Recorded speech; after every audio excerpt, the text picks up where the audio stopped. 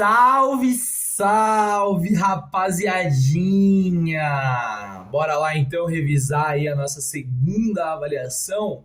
Começar então, tá? Ó, primeiro tema então pra gente, ainda pré-história. Agora, vamos lembrar que a pré-história é um termo extremamente problemático de ser utilizado, certo? Por isso que vários historiadores, até os dias de hoje, eles contestam, problematizam o termo pré-história. Como assim uma pré-história? Algo que aconteceu antes da história? Então quer dizer que os povos que viveram antes da invenção da escrita, os povos que não tinham uma civilização mais desenvolvida, eles não possuíam história? Não. Essa interpretação criada pelas pessoas que conceituaram a pré-história como sendo o período pré-invenção da escrita, elas estão cometendo um grave eurocentrismo, atrelando a história à escrita. Nós sabemos que várias comunidades indígenas até hoje não possuem a escrita como as sociedades brancas ocidentais possuem, mas eles transmitem, passam, representam a história de várias maneiras. Justamente por isso é que nós não apenas podemos, mas devemos problematizar o termo pré-história. Isso posto, durante a pré-história, ou seja, durante aquele período em que ainda não se inventou a escrita, em que ainda não temos as civilizações desenvolvidas em um determinado lugar, nós temos algumas características que são muito importantes para a gente trabalhar aqui nesse primeiro ponto da revisão, que é, principalmente, aquela divisão dentro do período da pré-história chamado de Paleolítico e Neolítico. Esses dois períodos, eles estão inseridos dentro desse período que nós chamamos de pré-história. Qual é a diferença de um para o outro?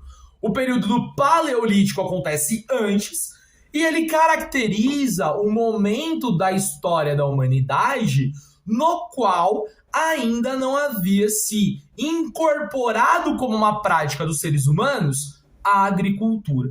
Ou seja, o período da pré-história chamado de Paleolítico é um período em que as populações elas não possuíam o saber da agricultura. Quais as consequências disso, meu povo? Se eu não tenho o domínio da agricultura, eu vou ser exclusivamente uma sociedade, uma civilização, um povo, caçador e coletor. Coleto o que a natureza me fornece, caço o que a natureza me fornece. Quando acaba aquilo, eu tenho a obrigação de ir para outro lugar para obter aquele tipo de alimento. Portanto, se eu não tenho a agricultura, eu sou nômade, característica central do período do Paleolítico. O próprio desenvolvimento ou a transformação do Paleolítico em Neolítico leva em conta a Revolução Agrícola. Quando os seres humanos incorporam no seu saber aquilo que nós conhecemos como agricultura, ou seja, eu pego um fruto e eu insiro esse fruto na terra e a partir dali eu consigo plantar para eu sobreviver, aí acabou a prática de serem caçadores e coletores. Aí a base da sustentação vai ser a agricultura. E qual a grande consequência desta revolução agrícola? A sedentarização dos povos. Ou seja, durante o período chamado de Neolítico, é exatamente ali que com a com a incorporação da agricultura nos seus saberes, as populações vão poder se sedentarizar, permanecer no mesmo lugar. E a partir da permanência no mesmo lugar é que vai ser possível, primeiro, uma complexidade da sociedade. Alguém vai mandar, alguém vai obedecer e ali você cria as classes sociais, a cultura se desenvolve, as técnicas de comércio se desenvolvem e é justamente nesse período que começam a nascer as primeiras civilizações da nossa história. Curiosamente, o que a gente vai estudar na próxima parte da videoaula de revisão.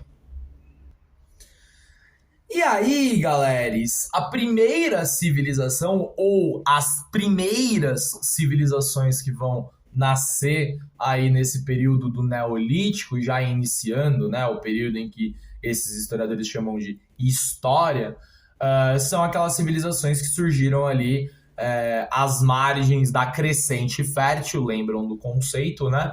Aquele território que vai do rio Nilo, no norte da África, onde hoje é o Egito, até o rio Tigre, passando pelo Jordão e pelo Eufrates, né? Esses 4 rios, então, compõem esse território geográfico que é chamado de crescente fértil. O que esses rios e o que esse território tem para oferecer de tão importante para o surgimento dessas civilizações? A água. A água doce, fundamental para que se desenvolvesse comércio e agricultura. Comércio para a mais rápida circulação de mercadorias entre as navegações pelos rios. E agricultura, porque esses rios favorecem o desenvolvimento agrícola em regiões desérticas. Agora, a gente sabe que o rio em si não serve para nada. É necessário controlar esses rios. E é justamente isso que os povos da Mesopotâmia, nas margens do rio Tigre e do Eufrates, e o povo egípcio, a civilização egípcia faz com relação ao rio Nilo. Eles controlam, eles dominam esses rios. Fazendo o quê? Construindo diques, tubulações, que aproveitavam o momento em que o rio enchia para armazenar essa água. E a partir do armazenamento dessa água, irrigar as margens daqueles rios para tornar aquela terra muito mais fértil. Agora, o que é fundamental da gente perceber sobre esse processo? Como que é possível você organizar um povo para fazer um trabalho tão pesado como esse para garantir a sobrevivência de todos? Isso só acontece graças à organização social e política tanto dos povos da Mesopotâmia como também lá do Egito. O que eu quero dizer com isso, galera? Esses 2 territórios, eles tinham um governo altamente centralizado. Os poderes todos estavam nas mãos do rei, que é o próprio Deus, porque a gente vive uma teocracia nesse período. Lembra do conceito? União do poder político com o poder religioso. Os povos da Mesopotâmia, o rei era o próprio Deus. No Egito, o faraó concentra os poderes. Ele é o líder político e ele é o próprio Deus. E é a partir dessa estrutura do poder centralizado nas mãos de uma única pessoa é que vai ser possível desenvolver essas obras públicas grandiosas para controlar os rios e estabelecer ali às margens dos rios estas sociedades. De uma forma ou de outra, a gente não pode esquecer a importância dos rios no desenvolvimento dessas sociedades antigas que a gente está estudando. Agora, os rios eles são fundamentais, né? Mas não faz também tanto sentido assim a frase dita lá pelo historiador Heródoto, lembram dele? Que disse que o Egito é a dádiva do Nilo, né? É importante essa frase? É. Por que ele falou essa frase? Porque sem o rio Nilo, a sociedade egípcia não teria se desenvolvido. Ok, mas só o rio Nilo ali, sozinho, ele não fez, ele não era suficiente para fazer com que essa civilização se desenvolvesse. Então, retomando aquilo que eu acabei de explicar para vocês, sem a ação do homem, não existiria a civilização egípcia. Sem o trabalho das mulheres e dos homens, os camponeses egípcios, por exemplo, que construíram os diques, que controlaram esses rios, a civilização egípcia não teria se desenvolvido. Então é fundamental que nós consigamos problematizar a frase do historiador grego, o Heródoto. Ele tem razão que o rio Nilo é importante para o desenvolvimento da civilização egípcia? Ele tem razão. Ele é importante. Por quê? Porque o rio, além de ser uma fonte, né, de água potável para irrigar ali as plantações, vai ser a partir do rio, no caso Nilo, que vai se formar aquela matéria orgânica, né, que é conhecida como humus, e o humus vai ser um fertilizante natural que vai enriquecer muito fortemente o solo do Egito. Ponto. Essa é a ação da natureza. Só que só isso não resolve de nada. Então, sem a ação de homens e de mulheres para usar isso que o rio fornece, não haveria o desenvolvimento da civilização egípcia. Portanto, é importante que vocês problematizem aí, né, a frase do historiador grego Heródoto: o Egito é a dádiva do Nilo. Quer dizer, ele está dizendo que o Egito é um presente que o Nilo deu para a civilização. Para um pouquinho, né? Quem desenvolveu a civilização foram essas pessoas, foram esses sujeitos históricos. E já que estamos falando de Egito, vamos falar um pouquinho então do faraó, né? Eu falei faraó? Faraó. Então vamos lá. O faraó, como vocês sabem, ele concentra, né, nas suas mãos o poder político e o poder religioso. Ou seja, ele é o líder político, ele é o rei do Egito, e ele é uma das divindades, né, do Egito Antigo. É a partir dessa figura que nós podemos entender muito bem o conceito de teocracia. Teodeus, cracia, poder. É o Deus no poder. Quer dizer, o conceito de teocracia explica um período da história da humanidade em que as pessoas acreditavam que a liderança deveria ser exercida por uma das divindades. E é a partir dali que se estabelece o controle de toda a população. É isso que o conceito, né, de teocracia nos ajuda a entender. E nos ajuda a entender também um outro conceito importante para estas civilizações, que é o conceito de sociedade estamental. Lembra que a gente brincava? Como está, fica. É por isso que ela é estamental. Não existe mobilidade social. Nasci pobre, vou morrer rico. Não vai. Se você é camponês, você vai morrer camponês. Ah, mas eu casei e o amor é uma construção social. E agora todo mundo vai rir, né? Tá bom. Uma sociedade estamental, ela não tem mobilidade social. E ela é estratificada em camadas muito bem desenvolvidas, né, da sua sociedade. E um ponto importante da gente pensar relacionando ao poder do faraó, por exemplo, né, ou da teocracia de maneira geral, é como que era possível controlar em estratos tão específicos, dando tantos privilégios, por exemplo, para os escribas, e nenhum privilégio, nenhum direito para os camponeses, para os escravizados, por aí vai. Não existia a possibilidade de ascensão social e muito menos de questionar o poder. Porque, afinal de contas, aquela sociedade acreditava que o rei era o próprio Deus e dentro desse aspecto religioso não se fazia nada para mudar aquela situação. Porque, afinal de contas, você vai correr o risco de se rebelar contra o próprio Deus e ter toda a sua eternidade depois de morto sendo comido por um jacaré, como era a crença dos egípcios. Aí que a gente vê o controle social exercido por esta característica da teocracia, certo? E é um pouco justamente relacionada a essa característica de teocracia, de sociedade estamental, que se desenvolve também a economia do Egito, né? Como vocês devem lembrar, a economia do Egito ela tinha uma base sólida na agricultura. E essa base sólida da agricultura, ela acontecia da seguinte maneira: os camponeses trabalhavam na terra. Eram os camponeses que produziam todo o alimento que depois seria usado pela sociedade egípcia e também vendido para outras sociedades no comércio ali que se desenvolvia entre Egito e as demais civilizações. Só que é fundamental que nós lembremos que esta economia, que tinha como base a produção dos camponeses, ela era realizada de uma forma muito atrelada à ideia da teocracia e ao domínio que o faraó exercia daquela sociedade. Os camponeses trabalhavam na terra. Toda a produção que eles faziam era destinada para o faraó. E é o faraó que vai distribuir a alimentação para o restante da civilização. Quer dizer, não existe propriedade privada. A ideia do Egito é que as terras, como tudo, pertencem ao faraó. Os camponeses trabalham na terra para o faraó e vão dar toda a produção para o faraó e a partir dali o faraó distribui para o restante da sociedade.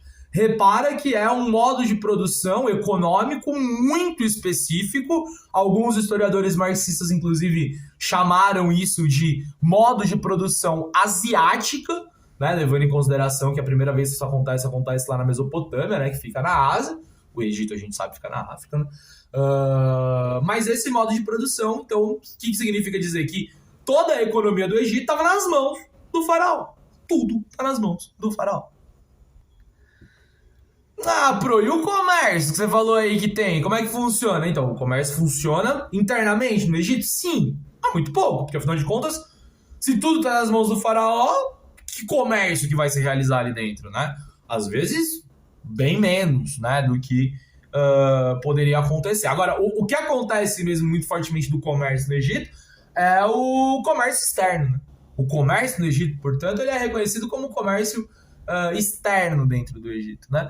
E ali duas características que vão ser importantes para a gente dentro desse comércio. A primeira delas, né, é que esse comércio ele vai ser realizado pelos comerciantes que estão no mesmo extrato dos camponeses, né, mas que atuam ali numa outra atividade de pegar esses produtos excedentes da agricultura e levar em caravanas para comercializar com outros povos.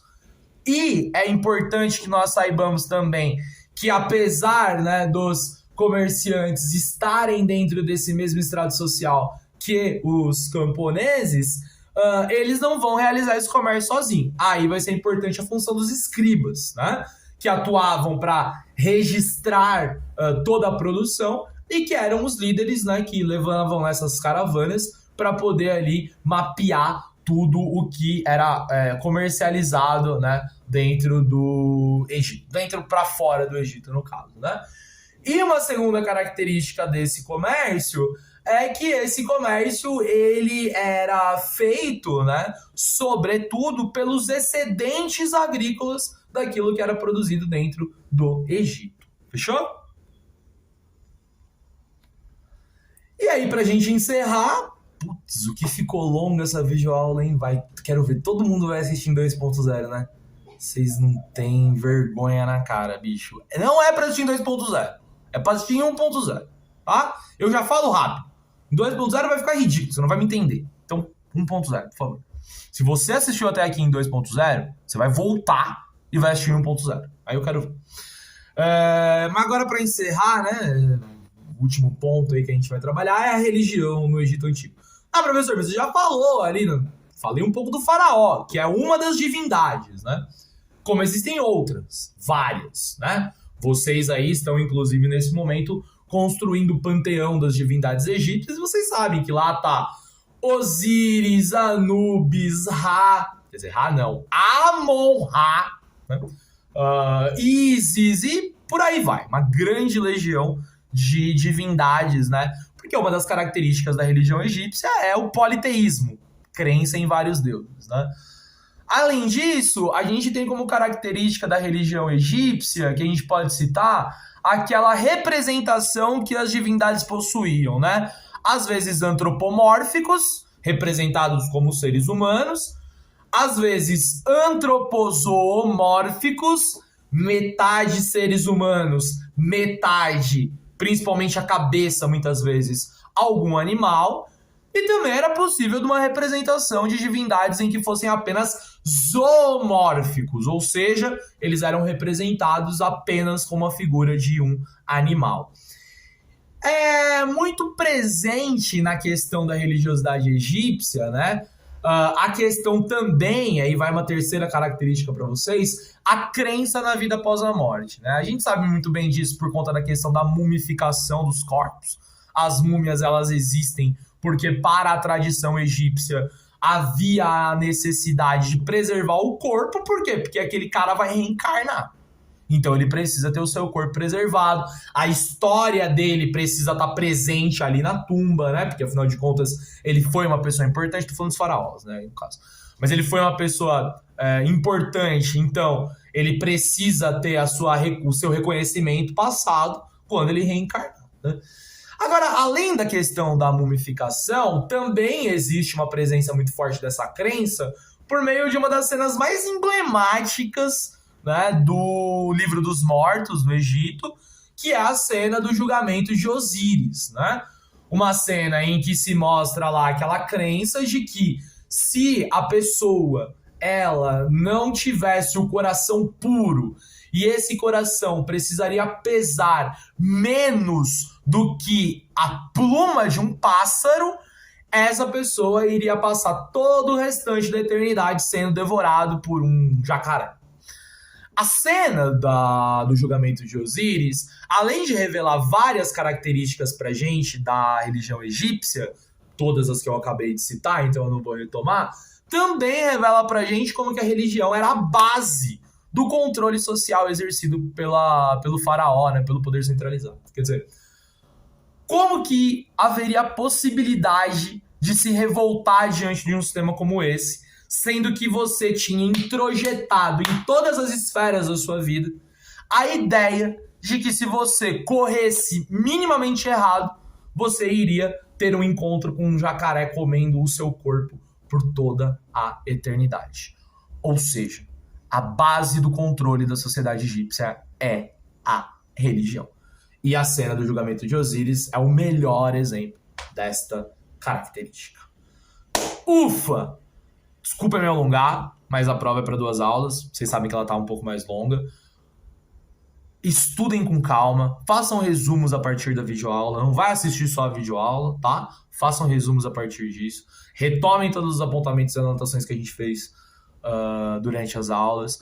Tudo o que vai cair a gente trabalhou em aula, tá? Então, eu quero que vocês, a primeira coisa, façam de maneira muito calma essa avaliação, tá? Leiam bem os comandos, desenvolvam as respostas de acordo com tudo aquilo que eu tô perguntando e respirem, porque no final das contas, vocês vão fazer aquilo que vocês fazem de melhor, que é arrasar, que é se dar bem, que é deixar o pro orgulhoso, feliz e contente.